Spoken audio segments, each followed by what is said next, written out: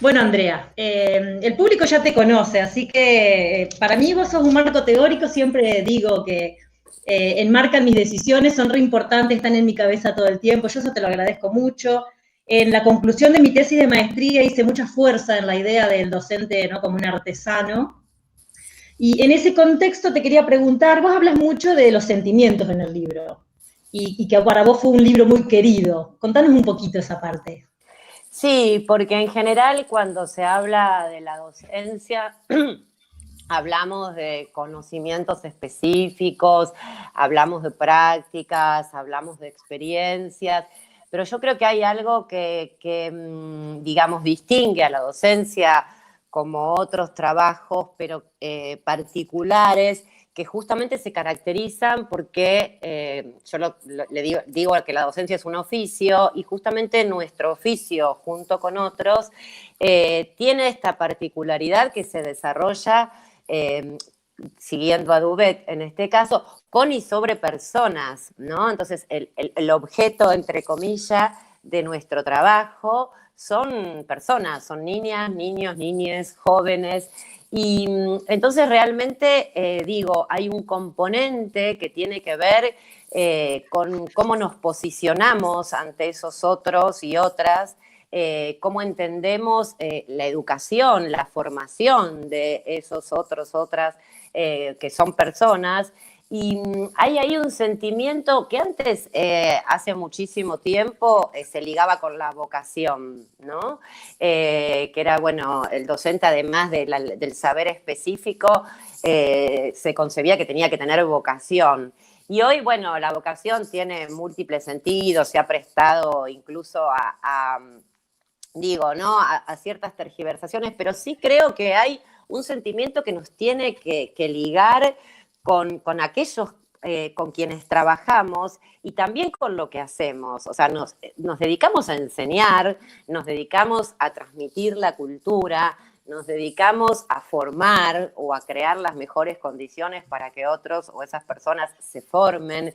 Nos dedicamos a una profesión o a un oficio que necesariamente, si nosotros no nos involucramos, no nos comprometemos, no sentimos también que aquello que tenemos para transmitir, para compartir, es valioso, ¿no? Y ahí está el sentimiento que tiene que ver con un amor, digamos, pero no solo un amor para con las personas, sino fundamentalmente un amor para con la transmisión, un amor para con aquello que transmitimos, porque cuando uno realmente valora en ese sentido y trata, dice Jackson, que a mí me gusta, ¿no?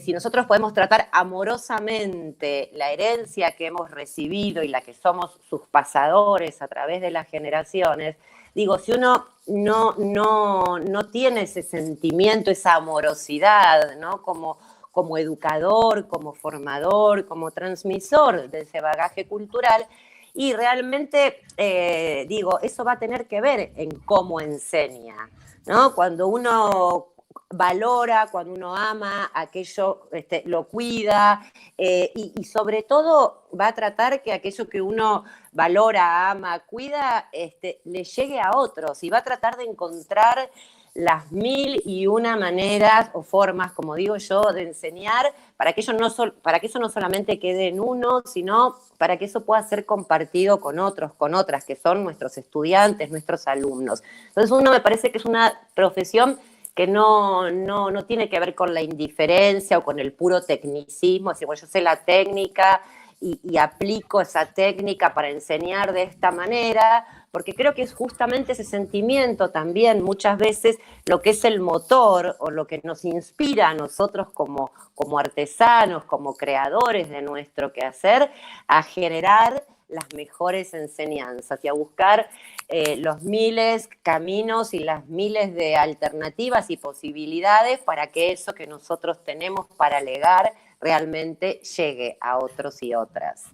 Dijiste, lo anoté porque no lo puedo creer, hace 2 años, en otro contexto normal, dijiste que nosotros tenemos que formar docentes que creen, que recreen, que enseñen en el desacierto y la incertidumbre. Claro. Hoy reventó esto del desacierto y la incertidumbre, ¿no? ¿Cómo hacemos esto? Y porque en realidad lo que yo digo es que hay un cambio, viene habiendo un cambio, que ahora, bueno, con la situación que estamos viviendo es evidente, pero viene habiendo hace muchísimo tiempo un cambio en la enseñanza, un cambio en las situaciones que se generan en este encuentro entre docentes, alumnos, estudiantes, en el vínculo pedagógico que se genera. Digo, los vínculos entre las generaciones son distintos, los jóvenes son diferentes. Entonces digo, hay un cambio, vienen además con todo un bagaje social, cultural, el tema de las tecnologías. Quiero decir, hoy enseñar nos muchas veces nos pone en situación o en escenas de enseñanza que como adultos nos desconciertan, ¿no? Y nosotros podemos a lo mejor pensar la mejor clase o decir, bueno, yo voy a enseñar esto así con cierta seguridad porque así me dijeron que se enseña, y de repente vamos a un aula y nos damos cuenta que, bueno, con ese grupo no funciona, nos damos cuenta que eso que teníamos la certeza o que planificamos que tenía que desarrollarse de cierto modo no es posible que acontezca.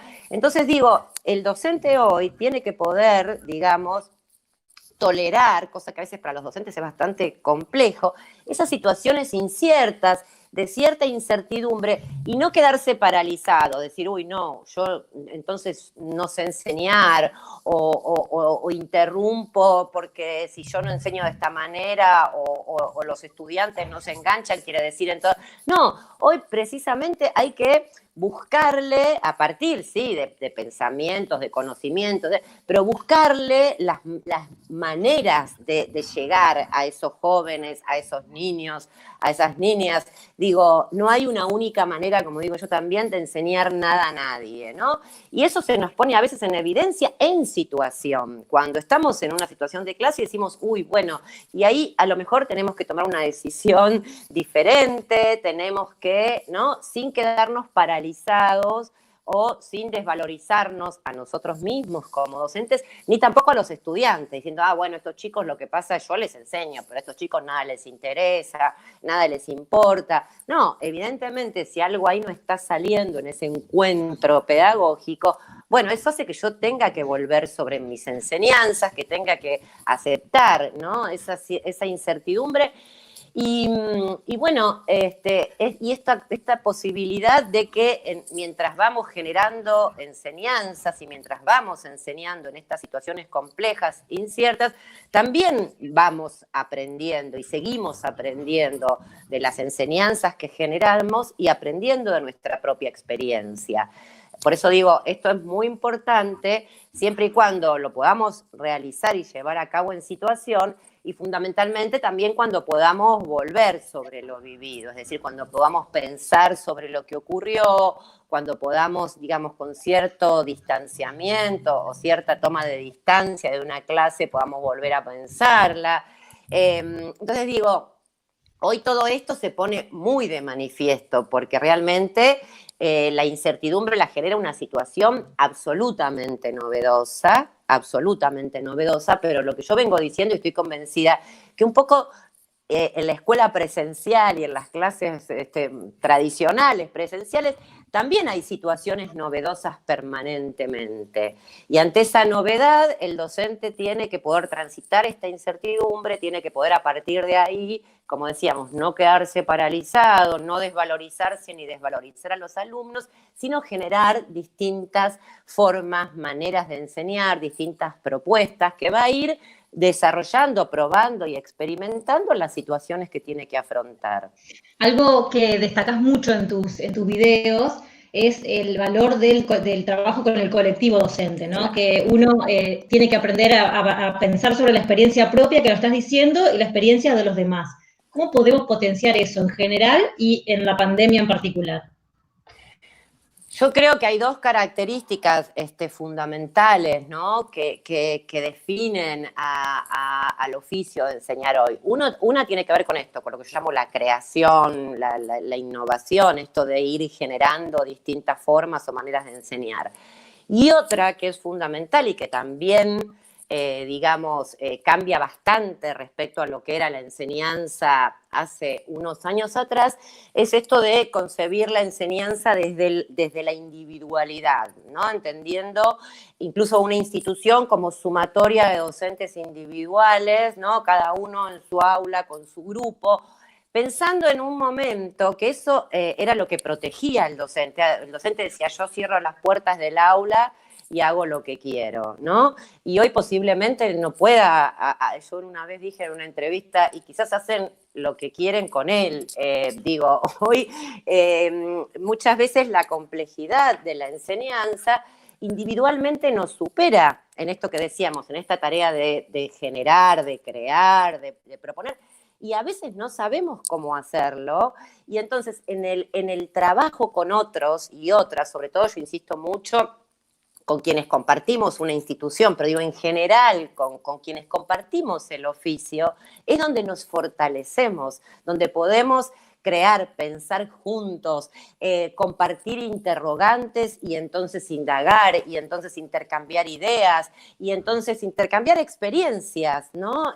Ver cómo esto también es diferente. Antes el docente decía, no, yo lo hago así y miro que nadie se copie, porque no, y hoy justamente se trata de todo lo contrario, se trata de que las experiencias circulen, se socialicen, se trata de aprender a enseñar, a producir enseñanzas, a pensar sobre la enseñanza, a producir saber desde el colectivo que compartimos, insisto, con otros colegas, y muchas veces yo esto lo sitúo a nivel de las instituciones, porque muchas veces las instituciones que compartimos como colectivo de docentes son las que nos pueden presentar problemáticas comunes, ¿no? Que trascienden a este docente o a este grado y demás, y que, digamos, es necesario plantearlas como problemáticas compartidas, como problemáticas públicas, dirían algunos autores, y abordarlas por el conjunto.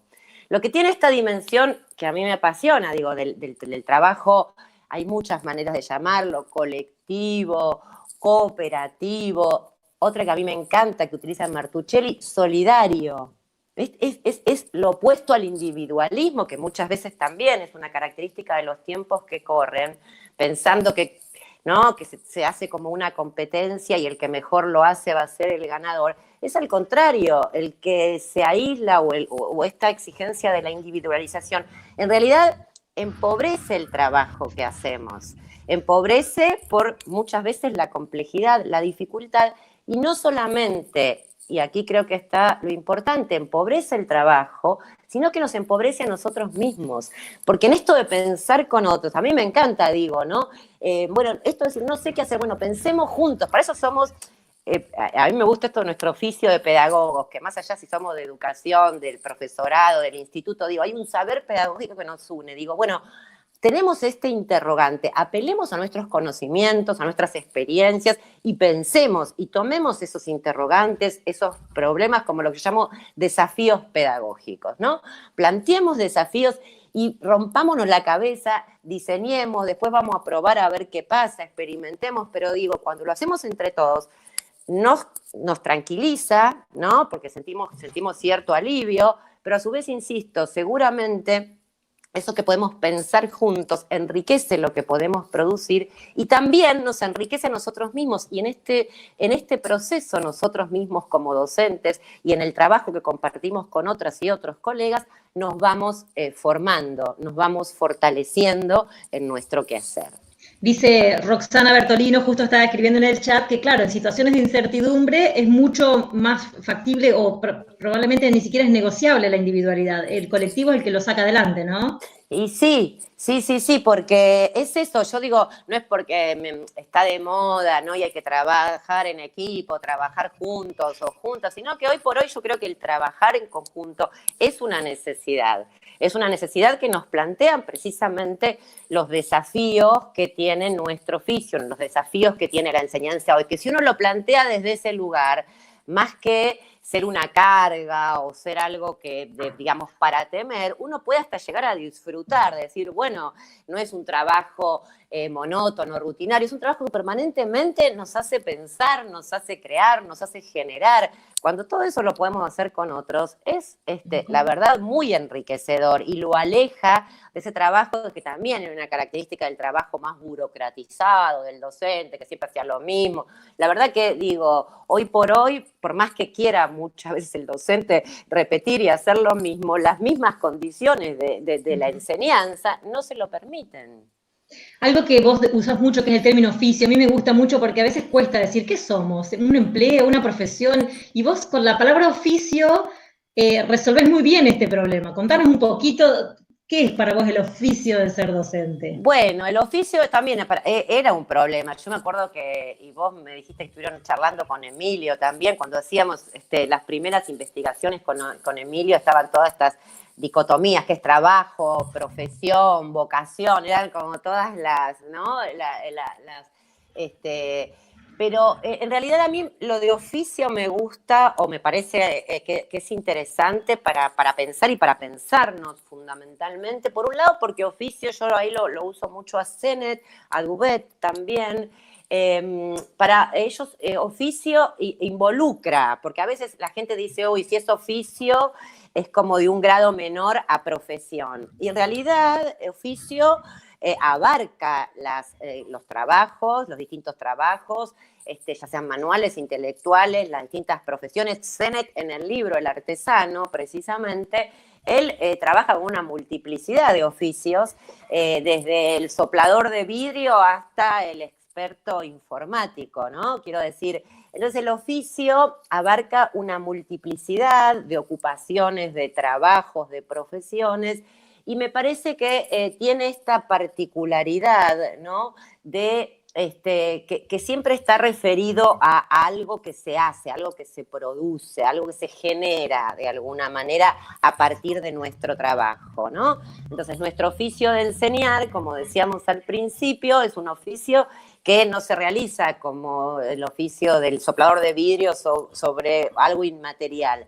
Se realiza con y sobre personas. Entonces, esto de tener esta posibilidad de oficiar con otros y sobre otros, tratando de generar las mejores condiciones para que esas personas aprendan, se formen. También dice Mérier, obren sobre sí mismos, ¿no? O sea, nosotros oficiamos, pero no es que con nuestro oficio generamos, ¿no? Algo automáticamente, un producto, sino que creamos las mejores condiciones y necesitamos de esos otros que se involucren en este proceso y que adquieran protagonismo en este proceso de formación. Nuestro oficio no es con otros, pero al ser esos otros personas, digo, necesitamos que entren a formar parte, ¿no? De ese vínculo que se genera y que entren a formar parte activa e importante en los procesos de aprendizaje y formación que los involucran. Entonces digo, ahí están, digo, oficiamos para que otros oficien sobre sí mismos. Algo que dijiste en uno de tus videos de tu canal sobre biografía escolar, hablas mucho de que dentro de esta formación está, bueno, la experiencia propia, la experiencia del otro, la formación explícita, pero hay un componente esencial que es la biografía escolar, ¿no? Mi yo, todo lo que me pasó a mí como estudiante se cuela en mi práctica, ¿no? ¿Cómo hacemos para desnaturalizar y desprendernos de algunas prácticas que tal vez no sean ideales o buenas o deseadas? Claro, yo lo que digo, esto lo vine trabajando hace muchos años, fue el tema de mi tesis de doctorado, pero creo que hoy tiene más vigencia que nunca por todo lo que hablábamos recién, ¿no? Yo digo, hay un paso por la escuela que tiene que ver con la biografía vivida en la escuela siendo alumnos, que tiene una importancia significativa para quienes volvemos a la escuela para enseñar, para ser docente. El que fue a la escuela y después agarró otros rumbos, bueno, ya está, pero digo, nosotros que volvemos de alguna manera a la escuela, y volvemos a la escuela y previamente a los espacios de formación con todo ese bagaje, ¿no? Ese bagaje de aprendizajes que hemos aprendido, digamos, mientras fuimos alumnos durante muchísimo tiempo, en años decisivos de nuestras vidas, todos los días, muchas horas. Y yo digo, bueno, ahí fuimos aprendiendo mucho acerca no solamente de contenidos específicos, sino acerca de lo que es enseñar, de lo que es aprender, de lo que es una escuela, de lo que es ser alumno, de lo que es ser docente, de lo que es vincularse con los conocimientos y demás. Entonces digo, con todo ese bagaje que lo aprendimos implícitamente, muchas veces sin darnos cuenta que lo estábamos aprendiendo, con ese bagaje, digamos, de ese bagaje somos sus portadores, ¿no? Porque justamente hemos incorporado toda esa experiencia porque fue lo que nos pasó y lo que vivimos y lo que experimentamos en nuestra propia escolaridad.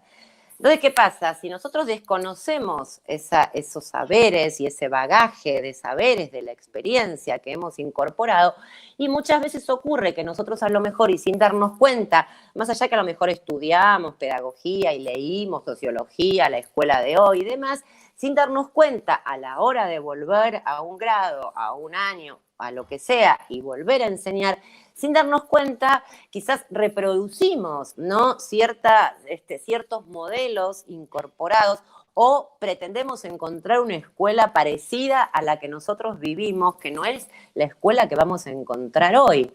Entonces, digo, si nosotros en la formación, por eso yo hablo tanto de volver sobre lo vivido, para pensarlo, para deconstruirlo, fundamentalmente para desnaturalizarlo, ¿no? Esto de que no hay una única manera de ser alumno, de escuela, de enseñar, de aprender, porque hoy justamente para crear, para innovar, para buscar estas formas y maneras de enseñar, tenemos que poder movernos de ciertas estructuras rígidas, modelos, y todo esto tiene mucho que ver con lo que hemos incorporado, ya te digo, a lo largo de lo que hemos vivido y que incluso muchas veces seguimos viviendo a lo largo de la formación como alumnos de los profesorados. Entonces, esto de volver a pensar, bueno, ¿qué se siente desde el lugar de alumno? ¿Cómo se vivencian las enseñanzas? ¿De qué otras maneras es posible? Digamos, ¿cómo pensamos y volvemos a pensar en una clase que vivimos o en las clases que hemos vivido a lo largo de nuestra biografía y de nuestra trayectoria escolar?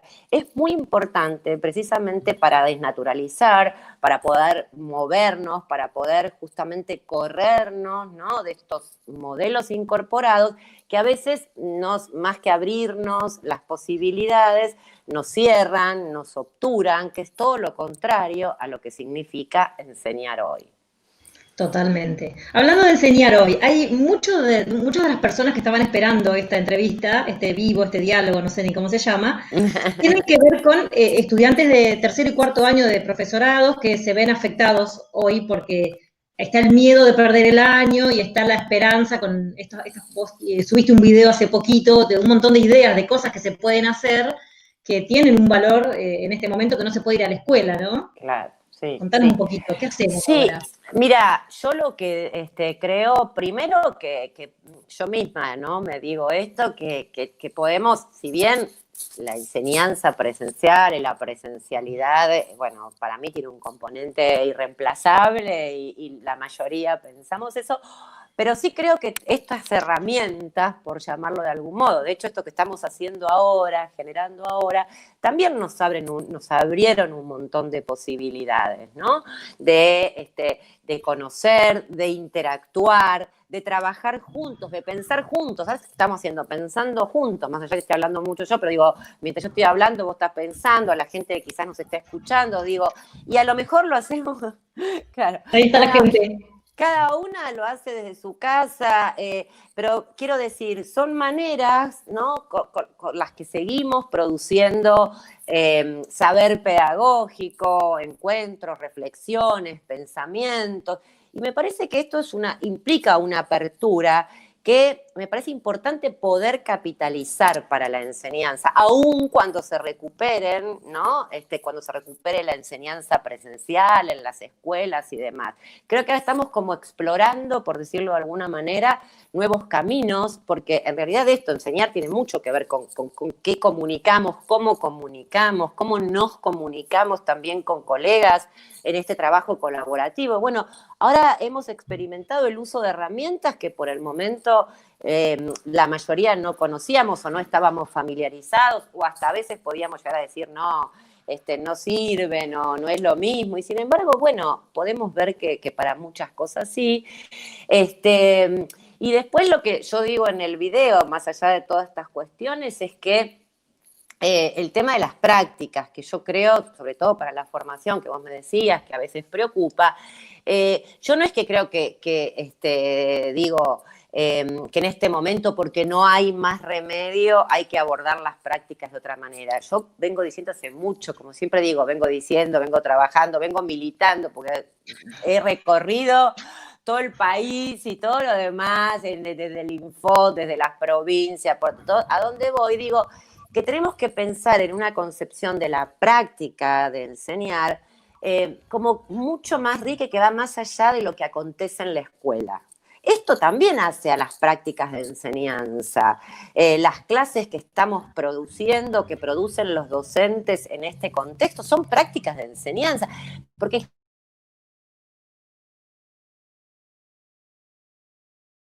generancia social, lo práctico no solamente nos limita, y bueno, en este contexto ni hablar, sino que también nos quita posibilidad de abrirnos hacia otras formas de acceder a las prácticas de enseñanza, como pueden ser, además de esta, uno puede acceder a prácticas de enseñanza, yo uso mucho en mis clases, a través de películas. Uno puede ver una película o puede ver películas y ver, ¿no?, cuestiones vinculadas con la enseñanza, con las instituciones, digo, a través de historias, ¿no?, que se muestran de manera narrativa en las películas. Puede acceder a las prácticas a partir de relatos de experiencias pedagógicas, a partir de narraciones, puede acceder a las prácticas a partir de observaciones, puede acceder a las prácticas, si alguien que está ahí, que a mí me encanta, le interesa, a partir de fuentes históricas. Digo, hay como múltiples de cosas, de videos, de grabaciones, y hoy tenemos también, si uno se fija un poquito, podemos ver que hay un montón de maneras. Entonces digo, todas estas, acá aparece la práctica como en su riqueza, en su variedad, en una pluralidad de lenguajes, de formas y demás, que tenemos que ser capaces de capitalizar, no solamente en los espacios de práctica, sino a lo largo de toda la formación.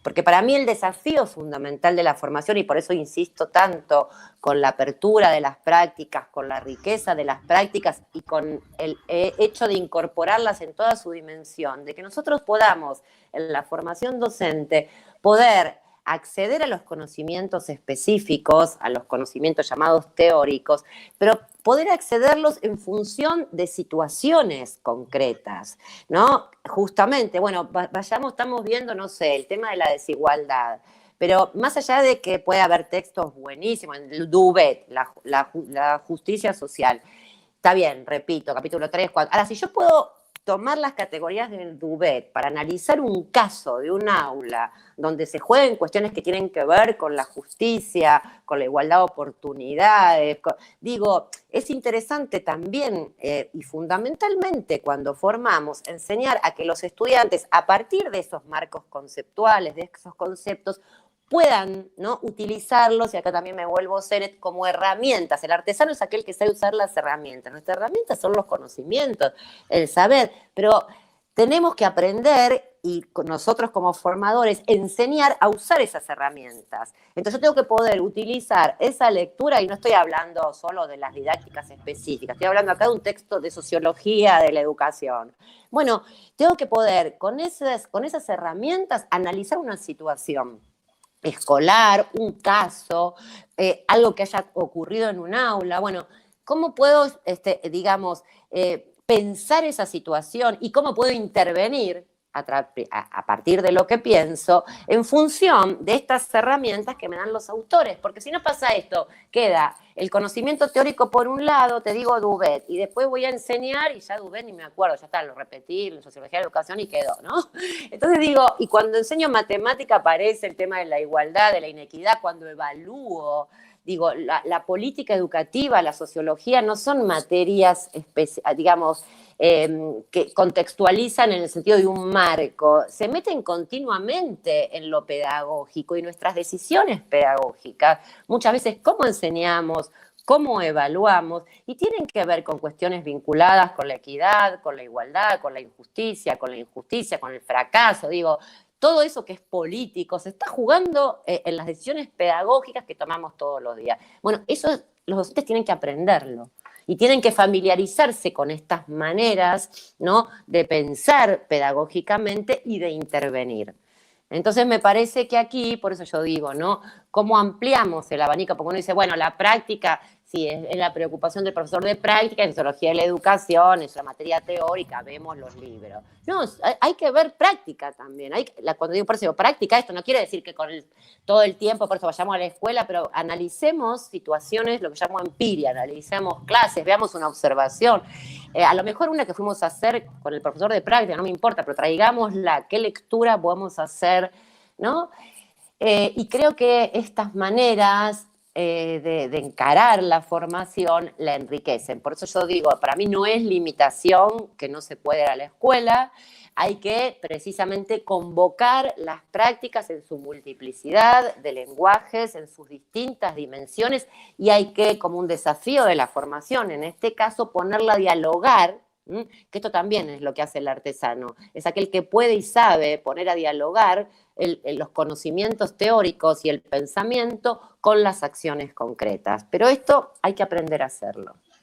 ¿Qué idea nos podés dar, por ejemplo? Porque mucho haces hincapié en que, bueno, no somos aplicadores, sino que somos constructores de saberes, pero cuando uno tal vez como alumno no aprendió a hacer esto, tal vez la formación inicial no alcanza, los que estamos en ejercicio, o sea, ¿cómo podemos ser constructores sin, por ejemplo, no sé, pertenecer a equipos de investigación, cuando con las condiciones tan limitadas que tenemos, ¿no? ¿Cuáles son los pequeños pasos que podemos dar al principio para convertirnos en constructores? Porque creo que ahí también viene el secreto. Yo creo que hay una dimensión que en general, por eso digo que permanece desdibujada, que si uno se posiciona desde este lugar más artesanal de la enseñanza, en la medida que no es un mero reproductor o aplicador de enseñanza, sino que va precisamente, ¿no?, generando distintas propuestas, distintas maneras, distintas formas, que va combinando, que va propagando, uno ahí ya está creando, está generando.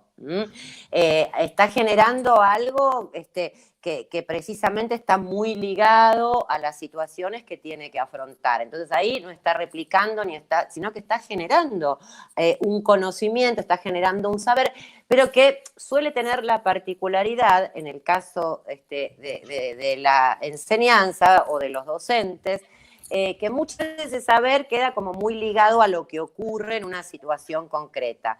Por eso hace ratito decíamos, bueno, ¿cómo luego podemos recuperar eso que hicimos?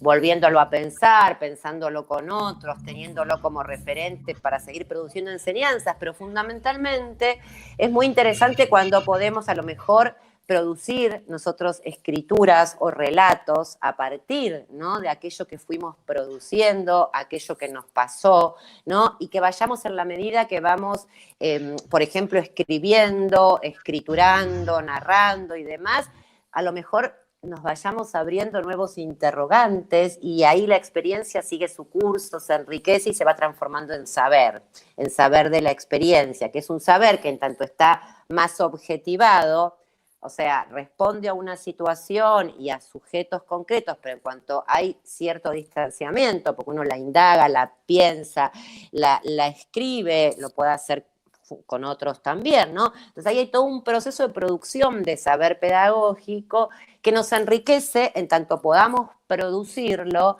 y también enriquece a quienes se encuentren con ese saber, con esos relatos, como hablábamos antes, ¿no? ¿En qué formato te imaginas estos relatos? ¿Una ponencia, un blog, una grabación de video? Pueden ser múltiples formatos, desde formatos escritos, de relatos de experiencias pedagógicas. Nosotros hemos trabajado en la facultad con Daniel Suárez y él ha trabajado mucho toda esta línea de docentes escritores, docentes que escriben relatos de experiencias pedagógicas.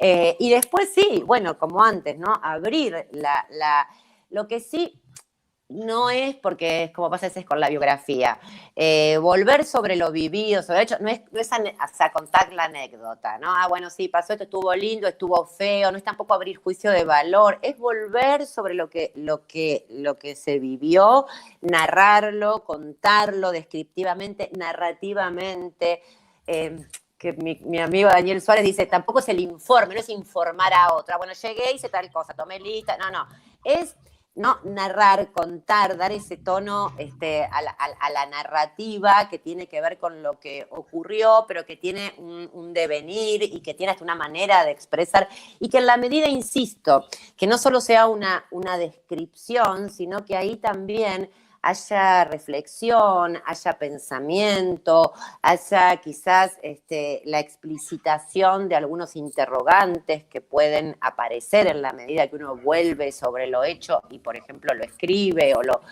Entonces digo, son todas maneras ahí de, digamos, este saber que vamos produciendo se va enriqueciendo en este proceso, y de este modo, si bien refiere a situaciones concretas, pero en la medida que se objetiva, se escritura, se comparte, se socializa y demás, tiene esta posibilidad, ¿sí?, de enriquecernos y también potencialmente enriquecer a quienes se encuentren con él.